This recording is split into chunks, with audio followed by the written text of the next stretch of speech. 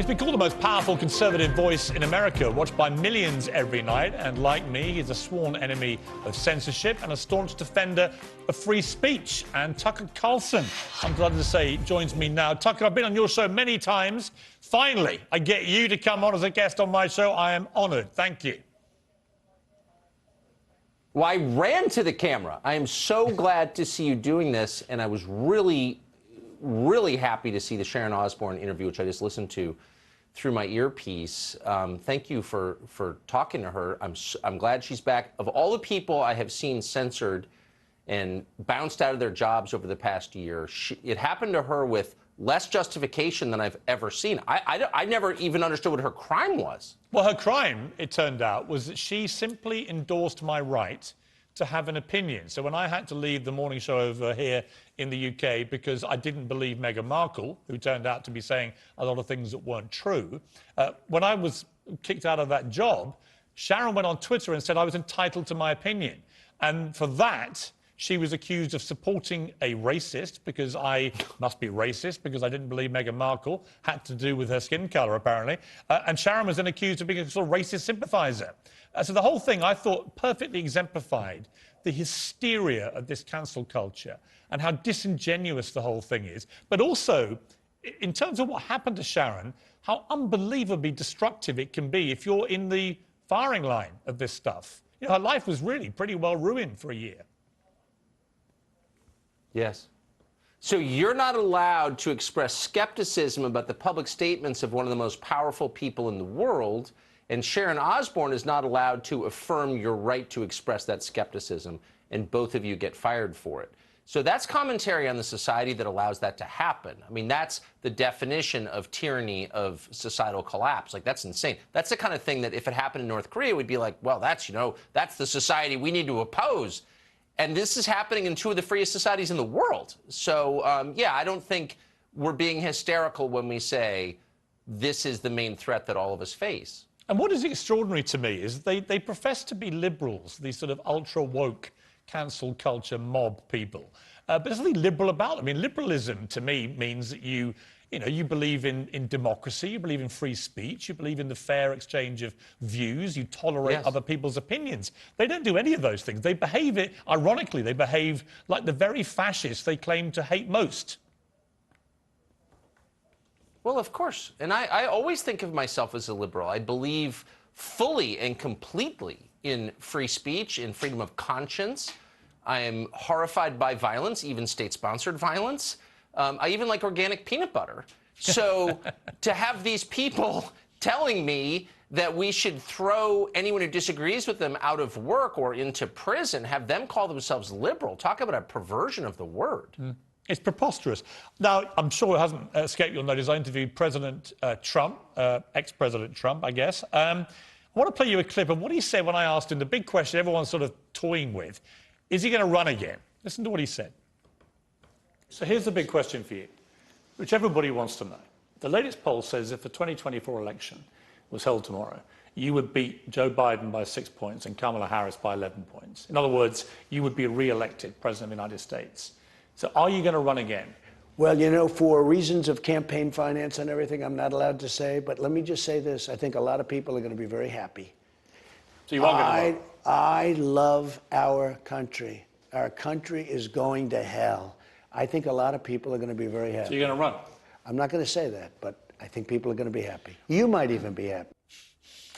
What did you make of that, Tucker? Do you think he's going to run again? And I suppose I've got to ask you, would you like him to run again? Is it healthy for America, for the Republican Party? How do you see the way things are shaping up here? What's healthy is for America or any country, Great Britain, to be able to choose its own leaders when the public gets to decide by majority vote. So I'm just for democracy, period.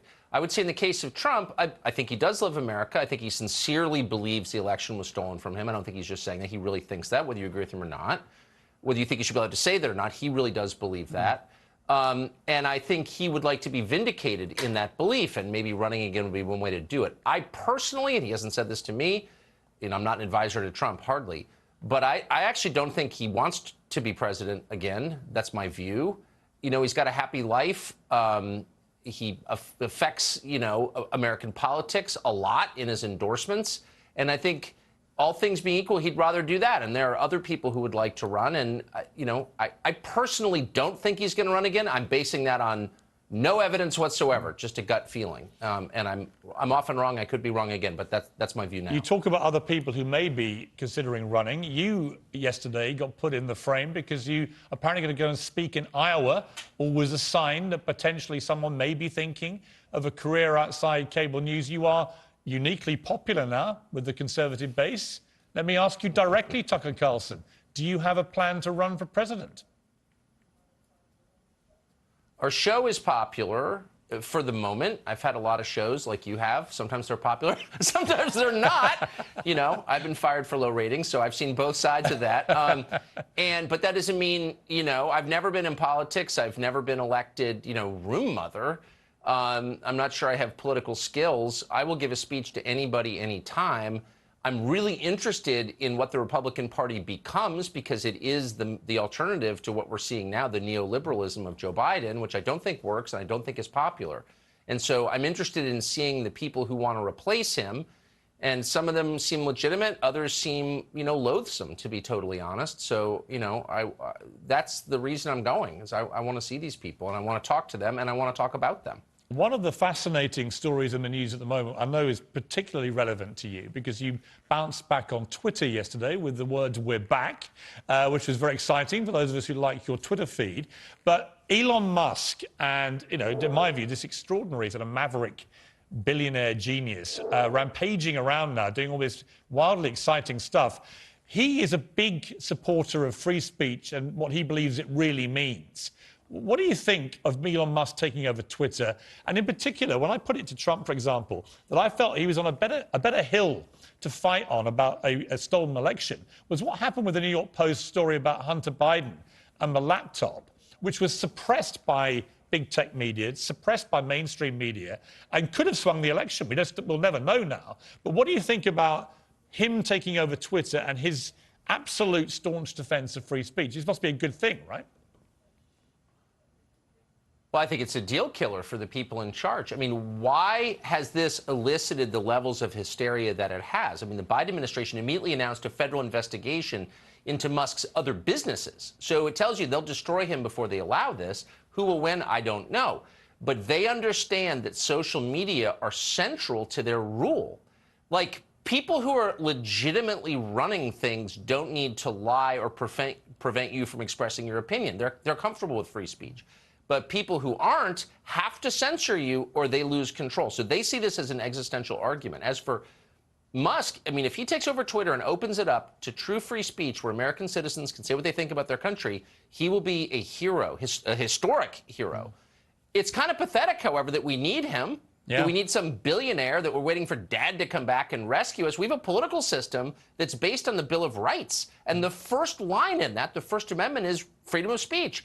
And our political system can't seem to guarantee that. So we are left waiting for the world's richest man to restore to us what we were born with, which is our right to give our opinion. And there's something very depressing about that, but I'm still thrilled that Musk is doing it. It's an extraordinary state of affairs. Tucker, I could talk to you for hours. Unfortunately, we've run out of time. Thank you for joining me in my launch week. I greatly appreciate it. Oh, and it's great to be working with you. I'm just grateful that you're back. Well deserved. One of the big talents in television. So thank you for having me. Tucker, really appreciate it. Thank you very much indeed.